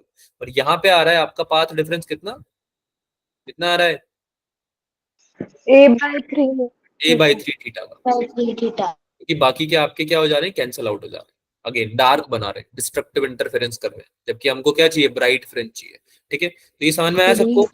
सेकंड मैक्सिमा की पोजीशन क्या होगी? Condition 3 λ/2 a। अच्छा, इसको बोलते हैं intensity of secondary maxima will be much less than the central. क्या बोल रहे हो बेटा? बात ऐसी हो रही है क्लास में, म्यूट कर लो। हाँ, तो हम यहाँ पे क्या बोल रहे हैं कि इस केस में, डिफ्रैक्शन की केस में, सेकेंडरी मैक्सिमा जो होता है उसकी वैल्यू मच लेस होती है सेंट्रल मैक्सिमा से। सेंट्रल मैक्सिमा तो सबको समझ में आया ना? जितनी स्लिट की विड्थ Yes, है sir. पार्ट में Yes, सेंट्रल sir. मैक्सिमा बनेगा, और वो तो बहुत ज्यादा ब्राइट होगा ना, उसकी इंटेंसिटी तो बहुत ज्यादा ब्राइट होगी। तो उसके कंपैरिजन में जितने भी मैक्सिमा बनेंगे, हमने क्या बात करी थी? फेड आउट होते जाते हैं, है ना? ऊपर जैसे जैसे दूर जाओगे सेंट्रल मैक्सिमा से, क्या होते जाएंगे? फेड आउट होते जाएंगे। ठीक है। तो उसकी इंटेंसिटी कम होती जा रही है धीरे धीरे, हाँ या ना? Yes sir. ठीक है। तो जैसे जैसे इंटेंसिटी कम होगी, आपके मैक्सिमा भी क्या होते जाएंगे? फेड आउट होते जाएंगे। अब जनरल कंडीशन अगर हम लिखना चाहें तो क्या लिखेंगे? n+1/2। क्या लिखेंगे? n N plus plus one n by plus one by two. N की वैल्यू यहाँ पे जीरो नहीं रखेंगे, क्योंकि अगर हम एन की वैल्यू जीरो रखेंगे तो हमें मैक्सिमा तो मिलेगा ही नहीं। पहला मैक्सिमा हमें मिल ही कहाँ रहा है? सेकंड पॉइंट पे 3 λ/2 पे। तो एन की वैल्यू आपको क्या रखनी है? 1 2 3 4 5, जीरो नहीं रखनी है, मतलब 1 2 3 4 5 रखनी। इन दोनों को नोट कर लो जैसे उसको नोट किया था मिनिमा के लिए।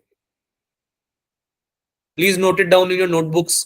Condition for second maxima and condition for general condition for maxima. ये एंगुलर पोजीशन है सारी, एंगुलर पोजीशंस। थीटा है ये, थीटा।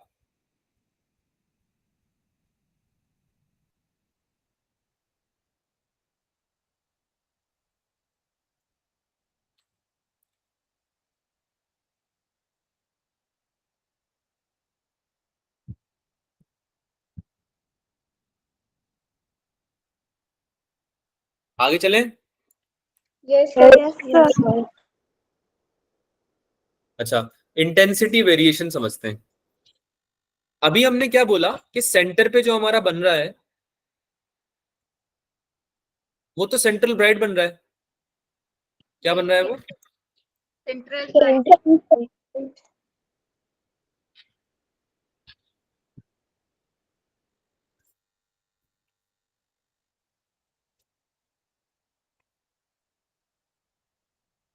ये जो पार्ट बन रहा है सेंटर पे, ये तो सेंट्रल ब्राइट है, यहाँ पे बहुत ज्यादा इंटेंसिटी आने वाली है क्या, यस सर। है ना। और जैसे Yes, जैसे तुम sir. ऊपर जाओगे या नीचे जाओगे, जैसे जैसे दूर जाओगे इससे, वैसे वैसे फेड आउट होने लगेगा, है ना, इंटेंसिटी Yes, कम होने yes, लगेगी, sir. इंटेंसिटी फॉल होने लगेगी ना। Yes, sir. तो अगर हम इसका ग्राफ प्लॉट करना चाहें बच्चों, तो ये ग्राफ कैसे प्लॉट होगा। एक्स एक्सिस पे हम ले लेते हैं थीटा, क्या ले लिया एक्स एक्सिस पे हमने, थीटा एंगुलर पोजीशंस, है ना। और वाई एक्सिस पे हमने ले लिया क्या, इंटेंसिटी, क्या ले लिया, इंटेंसिटी, Intensity. है ना। तो सेंटर पे जब हम देख रहे हैं इसको, सेंटर पे हमने देखा तो हमारा क्या आया, मैक्सिमम आया, कितना आया, maximum I not, intensity at central bright, क्या है ये, Intensity at central bright.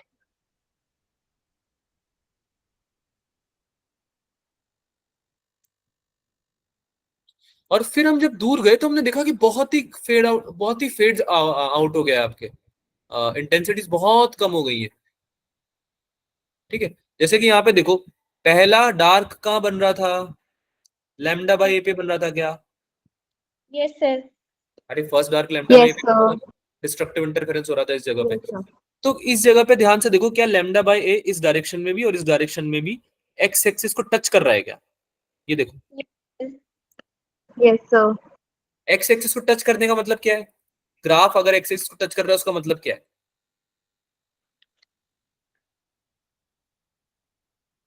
बताओ बताओ बताओ,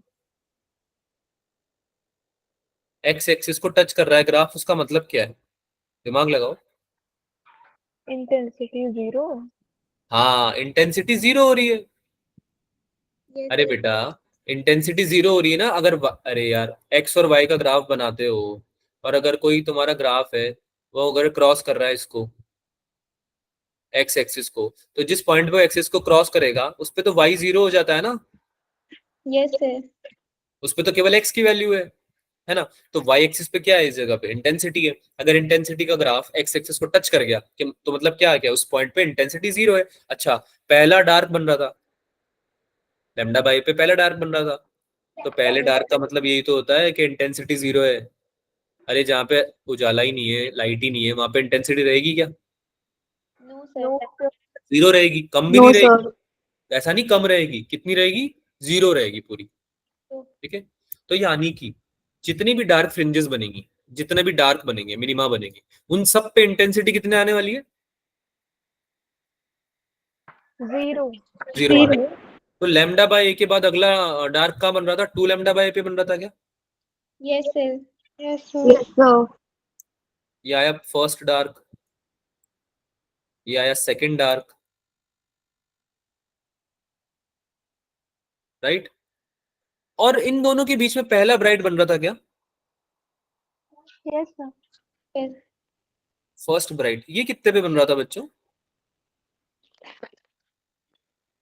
लैम्डा और टू लैम्डा के बीच में क्या होता है,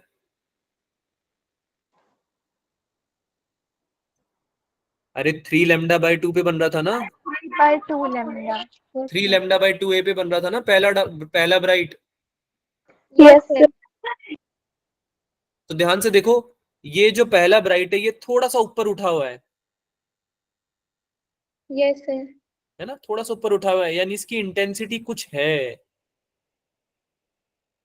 सेकंड मैक्सिमा होता है वैसे तो ये, फर्स्ट ब्राइट नहीं, हम इसको सेकंड ब्राइट ही बोलना चाहिए हमको, सेकंड मैक्सिमा से चालू होता है ना, क्योंकि इंटेंसिटी ऑफ सेकंड ब्राइट,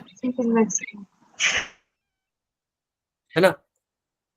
अगर ब्राइट बन रहा है तो क्या वहां पे इंटेंसिटी जीरो होगी या थोड़ी बहुत इंटेंसिटी रहेगी, अगर ब्राइट बन रहा है थोड़ी बहुत ही होगी सर। होगी। थोड़ी बहुत होगी। और देखो ग्राफ देखो, थोड़ा सा ऊपर उठा हुआ है ना, यानी कि उसकी थोड़ी बहुत इंटेंसिटी है, बाई की थोड़ी सी वैल्यू है उस जगह पे, right. Yes sir. I hope ये ग्राफ समझ में आ गया होगा सबको।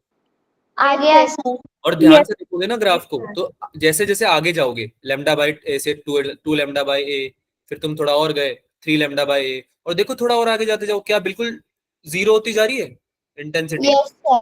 राइट, फ्रिंजेस भी जीरो होती जा रही है ऑलमोस्ट, है ना। तो यस सर। किस डायरेक्शन में जा रहा है ये जा रहा है डार्क शेडो रीजन के एरिया में, कहाँ जा रहा है आगे, डार्क शेडो रीजन एरिया। जहाँ पे फ्रिंजेस बनी नहीं रही है, जहाँ पे केवल अंधेरा है ना, ब्राइट तो बनी रही नहीं है, सारी डार्क ही डार्क है, फ्रिंजेस नहीं है वो भी, केवल पूरा डार्क शेडो रीजन ही डार्क शेडो है। फ्रिंजेस तो वहां बनती है जहाँ पे लाइट इंटरफेयर कर रही है और डिस्ट्रक्टिव इंटरफेरेंस कर रही है।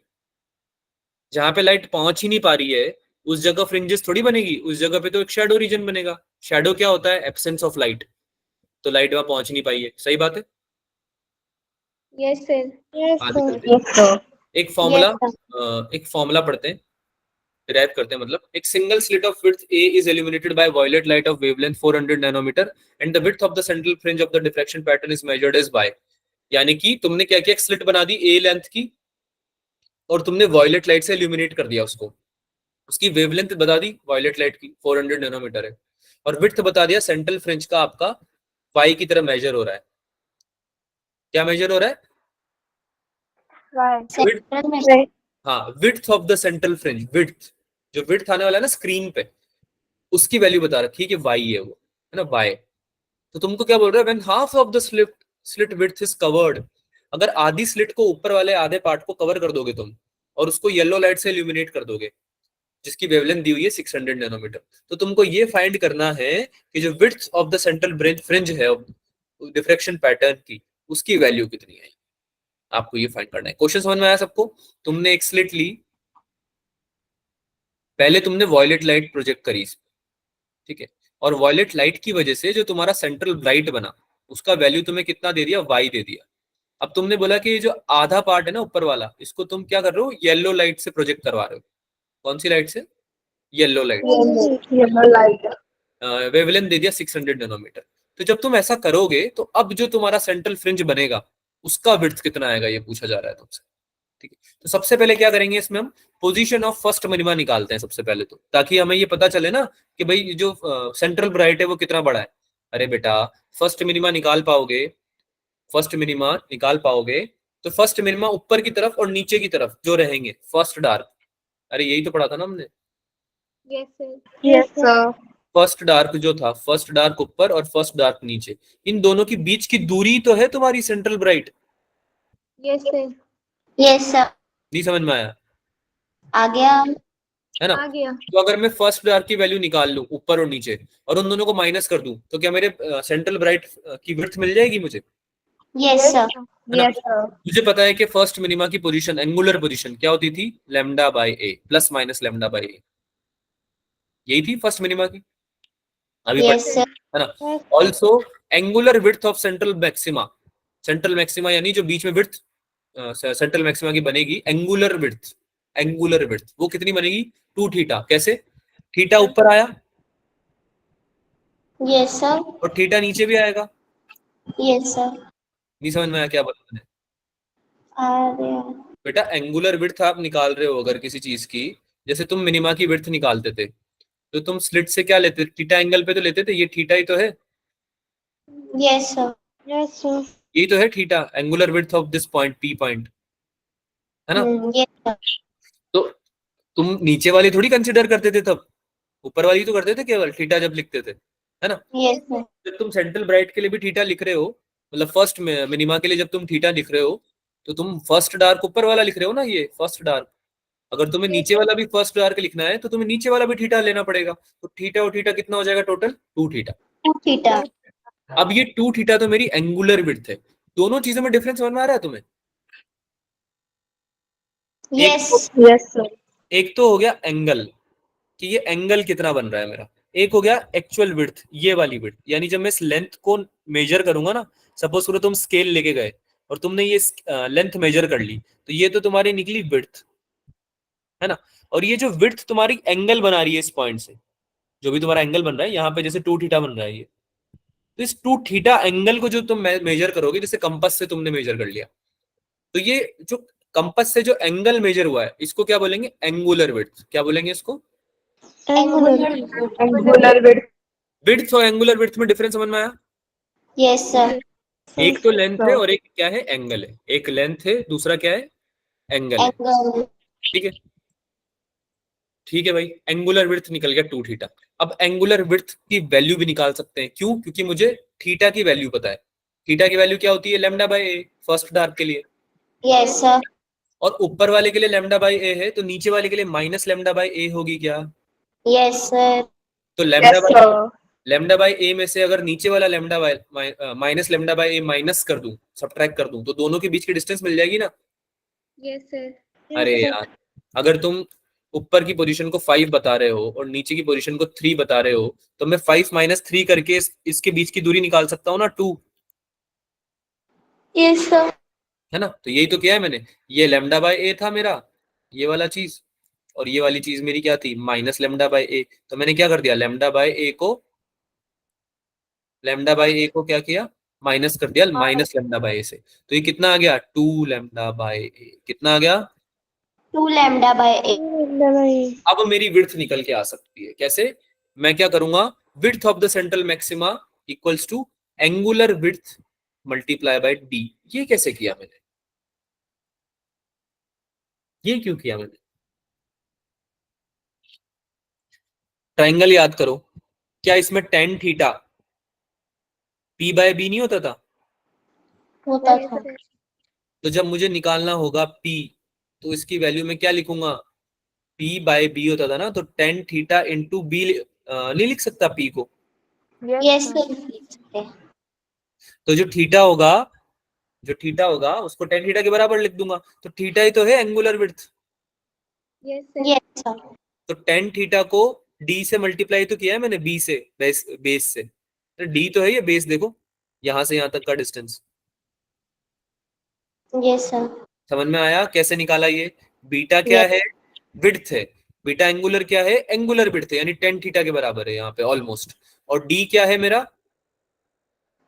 Base. Distance between slit. Distance between slit और स्क्रीन, यानी बेस है मेरा, ट्राइंगल का बेस है एक तरह से। समझ में आ रही है यस। बात? नहीं समझ में Yes, आया? sir. आ आ गया? गया। ठीक है। बीटा एंगुलर की जगह मैं क्या रख दूंगा, 2 lambda by A. Yes sir. अभी अभी निकाला है देखो। तो मेरा फॉर्मूला क्या बन गया, width of central maxima will be equals to 2 lambda D upon a. ये फॉर्मूला नोट कर लो, बड़ा इंपॉर्टेंट फॉर्मूला है, कृपया नोट कर लें इसे।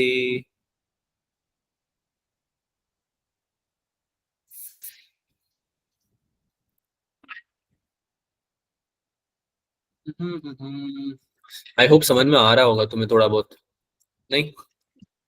Yes, sir. सर ये सेंट्रल मैक्सिमा की विड्थ का फॉर्मूला है ना? हाँ। Okay sir.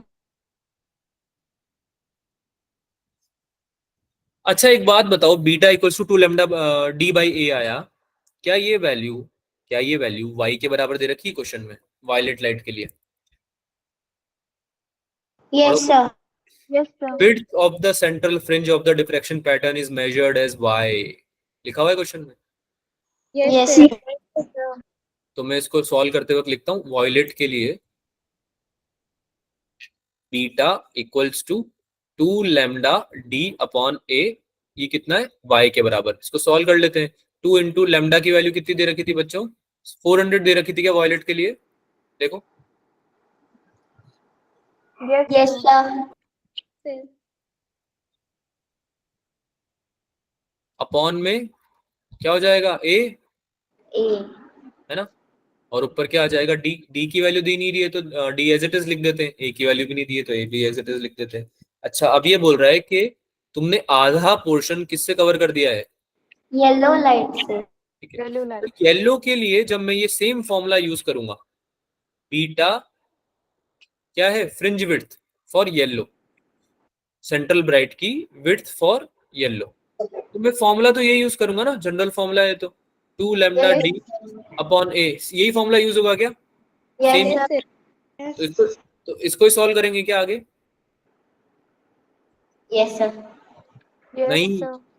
बेटा, ये सॉल्व करोगे तो सेम आंसर आ जाएगा। सेम आंसर तो नहीं आएगा, मतलब 400 की जगह 600 तुम रखोगे, पर इसको सॉल्व करोगे तो गलत हो जाएगा ना, क्योंकि येलो तुमने पूरे वायलेट को रिप्लेस नहीं करा है, तुमने येलो को रिप्लेस किया है हाफ लेंथ पे, हाफ विड्थ पे। तो इस तुम क्या करने वाले हो यहाँ पे, a/2 पे लेने वाले हो। बात समझ में आई? Yes, sir. अरे क्वेश्चन पढ़ना। सर एक बार डायग्राम से बताना है बाय 2। देखो यहाँ पे ये बोल रहा है when half of the slit width is covered and illuminated by yellow light, यानी कि तुम्हारा जो स्लिट था आ गया ये, पहले तुम ए ले रहे थे पूरी वॉयलेट के लिए, है ना, अब तुमने क्या बोला कि भाई आधी तुमने क्या करा, a/2 लेंथ पे जो है तुमने येलो लाइट प्रोजेक्ट कर दी, है ना। Yes sir. बात समझ में आ रही है? Yes sir. ठीक है, तो सेंटर से जो तुम्हारा ब्राइट फ्रिंज बन रहा था, अब वो तुम्हारा ब्राइट फ्रिंज क्या हो जाएगा, चेंज हो जाएगा, है ना, क्योंकि यहाँ से यस तो सर। येलो आ रही है, तुम इसकी वजह से ही तो तुम्हें निकालना है, a/2 की वजह से ही तो तुम्हें निकालना है। तो अब तुम्हारी स्लिट छोटी हो गई है, ये मान लो स्लिट कितने की हो गई है, a/2 लेंथ की हो गई है। तुम्हें नीचे वाले से मतलब नहीं है ना, क्योंकि ये वाला जो पोर्शन है इससे मतलब है क्या तुम्हें, इससे मतलब नहीं है। No sir. ऊपर वाले पोर्शन से मतलब है, क्योंकि इसकी वजह से जो सेंट्रल ब्राइट बनेगा वो तुम्हें निकालना है। अरे यार तुम्हारी लाइट ही बदल गई ना, अब तो वेवलेंथ ही चेंज हो गई है ना अब तो तुम्हारी, यस सर। तो वो जो सेंट्रल ब्राइट बनेगी वो कुछ और बनेगी, लेकिन अभी भी उसके ऊपर भी सेम ज्योमेट्री तो यूज होगी ना। Yes, sir. Yes sir.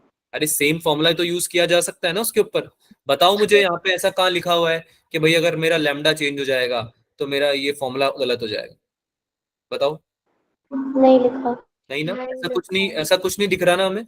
तो सेम फॉर्मूला यूज कर सकते हैं, लेकिन अब डिस्टेंस को कितना करना पड़ेगा, a/2, कितना हाँ करना पड़ेगा, a/2। तो ये कितना हो जाएगा भाई, 4 लैम्डा डी अपॉन ए, यानी कि 4 मल्टीप्लाई बाय लैम्डा की वैल्यू कितनी थी, 600 100।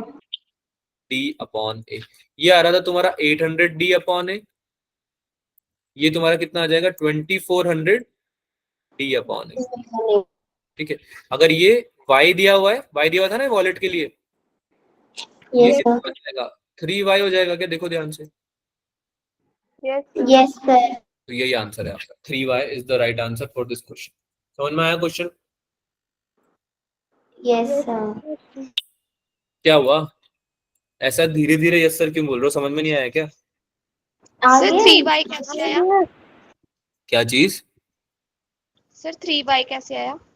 बेटा ब्राइट जो वॉयलेट बना रहा था ना, सेंट्रल ब्राइट जो वॉयलेट बना रहा था, उसकी वैल्यू दी Yes, हुई sir. थी आपको y के बराबर, क्वेश्चन में देखो दिया हुआ है ना, central width of the central bright fringe is y, question में दिया हुआ था y, वॉयलेट वाला। Yes, sir. तो हमने क्या किया, येलो के लिए निकाला चुपचाप, और एक ऑब्जर्वेशन देखी कि ये 2400 डी बाई ए आ रहा था, तो इसको मैं ऐसे भी तो लिख सकता हूँ, 3 मल्टीप्लाई बाई 800 डी अपॉन ए, ऐसे लिख सकता हूँ ना, 8 3 24। Yes, sir. तो इस चीज की वैल्यू देख के बताओ ना, वाई तो है, ये देखो ना बेटा, वाई तो है या ये वाला वैल्यू, Yes, sir. है ना, वायलेट दिया दिया हुआ है ना, वायलेट के लिए वाई दिया हुआ है, मैंने अपनी मर्जी से नहीं लिखा है, वायलेट के लिए वाई दिया हुआ है। तो जो मेरा बीटा सॉल्व करके आया उसको मैं वाई के बराबर रख दूंगा, और यहाँ पे जब येलो के लिए बीटा सॉल्व किया तो ये 3 टाइम्स वाई के बराबर आ रहा था, इसलिए आंसर क्या आया, 3y। समझ में आया? Yes Yes. Yes, sir. पक्का? Yes sir. Yes, sir. Okay, तो यहाँ पे कुछ एग्जांपल हैं बस देखने के लिए, मैंने आपको बताया, जैसे सिंगल स्लिट यहाँ पे दे रखी है, स्लिट है सिंगल, तो सेंटर में देखो सबसे ज्यादा मैक्सिमा है क्या, इल्यूमिनेटेड है बहुत ज्यादा, सेंट्रल ब्राइट बन रहा है ना, और इसके आसपास देखो फ्रिंजेस बन रही है क्या, यहाँ पे देखो इसकी विड्थ देखो ब्राइट की कितनी ज्यादा है, फिर थोड़ी और कम हो गई, है ना, फिर बिल्कुल छोटी हो गई, और बिल्कुल ऐसे ऊपर जाते जाते क्या हो गई, ये फेड हो गई क्या, है ना। Yes, यही तो हमने बात करी थी सिंगल सिंगल स्लिट से डिफ्रैक्शन की। अब समझ में आया थोड़ा बहुत कैसे डिफ्रैक्शन दिखता होगा रियल लाइफ में। Yes sir. yes, sir. Monochromatic light के लिए, यानी मोनोक्रोमेटिक यानी सिंगल वेवलेंथ वाली लाइट के लिए। यहाँ पे हमने दो चीजें सबसे बड़ी डिफरेंस जो ऑब्जर्व करा, कि हमारा YDSC में डबल स्लिट एक्सपेरिमेंट में जो इंटेंसिटी था वो बिल्कुल सेम तरीके से वेरी कर रहा था डिस्टेंस के साथ में। याद करो, जब तुम दो स्लिट लेते थे तो सेंट्रल ब्राइट से इक्वल फ्रिंज विड्थ की ब्राइट और वो बनती थी क्या, डार्क इक्वल बनती थी सारी, Yes, sir. ऊपर और नीचे इक्वल बनती थी ना बच्चा, यस सर। है ना। Yes, sir. यहाँ पे क्या बनती है, यहाँ पे फर्स्ट डार्क तो बहुत ज्यादा ज्यादा विड्थ की बनती है, और उसके बाद क्या होने लगती है, फेड आउट होने लगती है क्या, Yes. धीरे धीरे,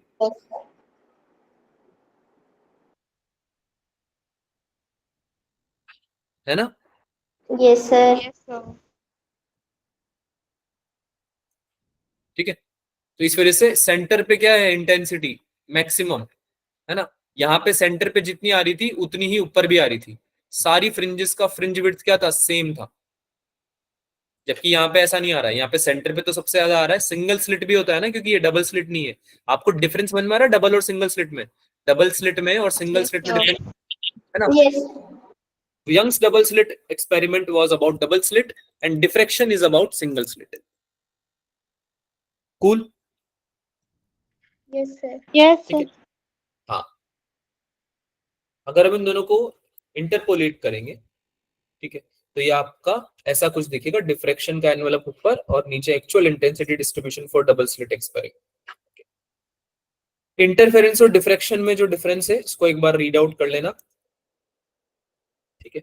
ये सब पढ़ चुके हैं वैसे हम, जैसे fringe width is generally constant, interference में fringes are of varying width, ये सब पढ़ चुके हैं ना। ये डिफरेंस आपके लिए टेबुलर फॉर्म में मैंने बनाया हुआ है, इसको पढ़ लेना, रिवाइज कर लेना, ठीक है। Yes, sir. एक लास्ट टॉपिक पढ़ते हैं डिफ्रैक्शन पे, resolving power. Resolving power optical instrument, ये कुछ नहीं होता, it is just an ability of an optical instrument to separate two images that are close together. अगर आपकी दो इमेजेस जो बहुत ज्यादा क्लोज बन रही हैं, तो रिजॉल्विंग पावर क्या होती है किसी भी ऑप्टिकल इंस्ट्रूमेंट की, कि वो कितना उसको सेपरेट कर पाता है ना, दो इमेजेस को अलग अलग दिखा पाता है। एक जो भी ऑब्जर्वर है उसको कितने इजीली वो दिखा पाता है जो कि क्लोज क्लोज बनी। So resolving power is defined as the inverse of the distance or angular separation between the two objects। जो resolving power है वो क्या आ रही है आपकी, इनवर्सली प्रोपोर्शनल किसके आ रही है, थीटा के। एंगुलर पोजीशन जो डिफाइन करी थी ना हमने, जो फर्स्ट डार्क के लिए लैम्डा बाय ए आ रहा था और उसके लिए लैम्डा 3 लैम्डा बाय 2 ए आ रहा था ब्राइट के लिए, उसकी बात हो रही है। उसके इनवर्स होता है रिजॉल्विंग पावर। बात समझ में आ रही है कि जो थीटा पे इमेजेस बनेगी ना आपकी, थीटा एंगुलर पोजीशन पे जो इमेजेस बनेंगी, वो अगर बहुत पास पास बन रही है, तो आपका ऑप्टिकल इंस्ट्रूमेंट कितनी इजीली उसको दिखा पा रहा है कि वो अलग अलग है ना। इस चीज को हम रिजॉल्विंग पावर बोलते हैं। Can be just resolve when viewed through the optical instrument, ठीक है। तो रिजॉल्विंग पावर में ऑब्वियसली लेंस का यूज होने वाला है, Yes, Yes, sir. sir. ठीक है। हमने क्या किया, एक लेंस यूज किया, दिख रहा है सबको ये वाला lens, Yes, sir. Yes, sir. D ले लिया हमने, क्या उसका बीच का डिस्टेंस है ना, जो उसके बेसिकली एज थे उन दोनों के बीच का डिस्टेंस ले लिया। तो अगर हम सिंगल स्लिट की तरह ट्रीट करेंगे इसको, अगर हम सिंगल स्लिट की तरह ट्रीट करेंगे, तो सेंटर में सबसे ज्यादा इंटेंसिटी आएगी, क्या देखो, Yes, sir. Yes, sir. और एक बड़ा सा सेंट्रल मैक्सिमा, सेंट्रल ब्राइट दिख रहा है सबको, सेंट्रल ब्राइट Yes, sir. है ना। और उसके आसपास देखो फ्रिंजेस बन रही हैं, क्या ये देखो फ्रिंज बनी है, ब्राइट फ्रिंज बनी, ये डार्क बनी, ये ब्राइट बनी, और धीरे धीरे Yes, देखो sir. फेड आउट होती जा रही है, क्या फेड आउट होती जा रही है क्या ऊपर जाते जाते, Yes, sir. Yes, sir. ठीक है। और सर्कुलर बन रही है, क्योंकि हमने लिया ही कैसा, आई पीस हमारा सर्कुलर लिया, लेंस लिया है ना हमने, तो हमने लिया ही सर्कुलर है उसका क्रॉस सेक्शन, ठीक है।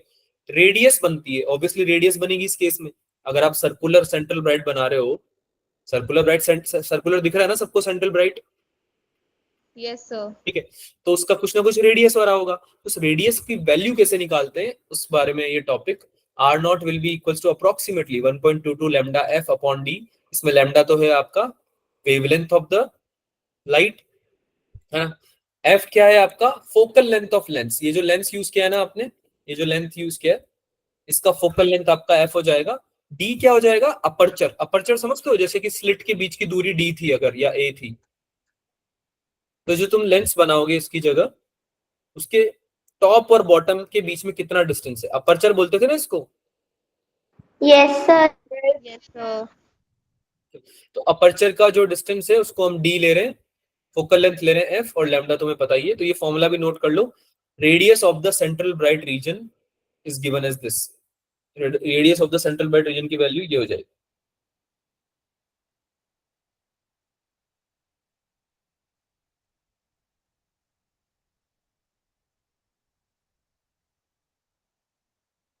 हो गया नोट?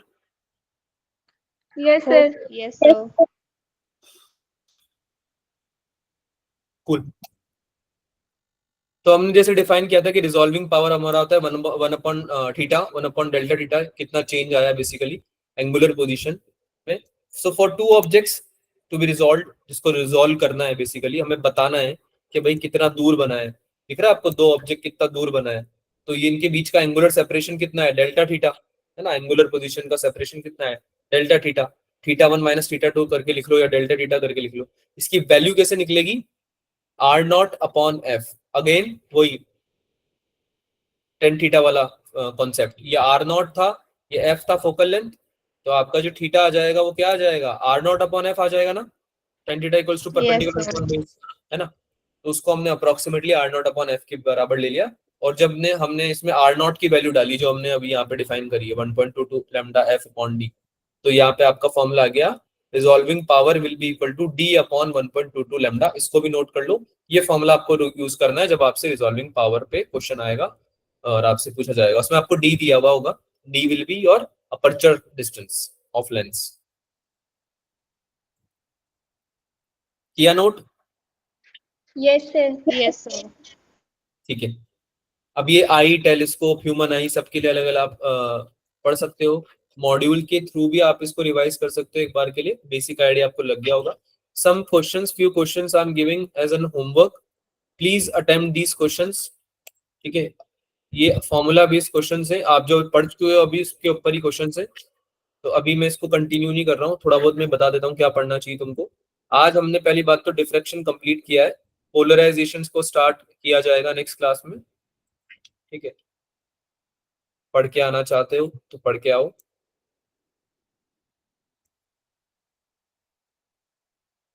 होमवर्क आप नोट कर सकते हैं अपना, आपको वेव ऑप्टिक्स की पूरी डीबीपी सॉल्व करनी है,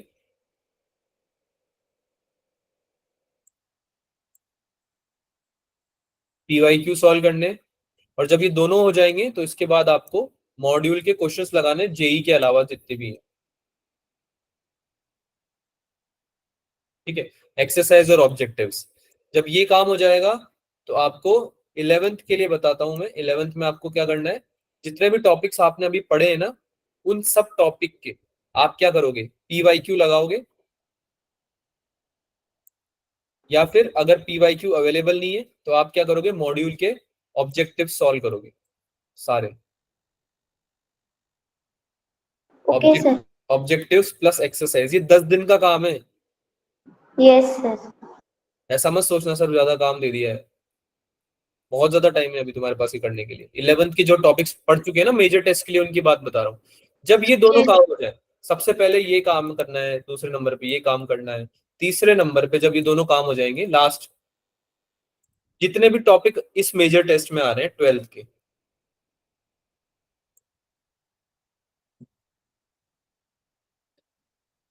उनके पेपर उठाओ, इलेक्ट्रिसिटी हो गया, magnetic effects of electric current हो गया, और ये जो आपके जितने भी टॉपिक्स पढ़े हैं आपने पहले, एसी, ईएमआई, ये सबके यूनिट टेस्ट हो चुके हैं, यस सर। उन सबके यूनिट टेस्ट के पेपर सॉल्व करना, ओके सर। फिर से सॉल्व करना, और टाइमर लगा के सॉल्व करना इस बार। समझ में आया? होमवर्क समझ में आया? Yes. Yes sir. डाउट्स? ओ सर। सर हाँ बोलो। छुट्टियां तो सर 23 से है सर, बट पेपर है ना तो 29 से मतलब कर सकती हूँ मैं, तो इतना नहीं होगा, इससे थोड़ा कम होगा, पर करूंगी। ट्राई करो जितना हो सकता है, अगर आप आधा घंटा भी डेली करोगे ना क्वेश्चन, देखो मेरी बात सुनो, मैं आपको बहुत बार समझा चुका हूँ, डेली करना ज्यादा जरूरी है ज्यादा करने से। Okay sir. Never break your continuity, never, कुछ भी हो जाए आपको कंटिन्यूटी ब्रेक नहीं करनी है अपनी, आधा घंटा ही करो।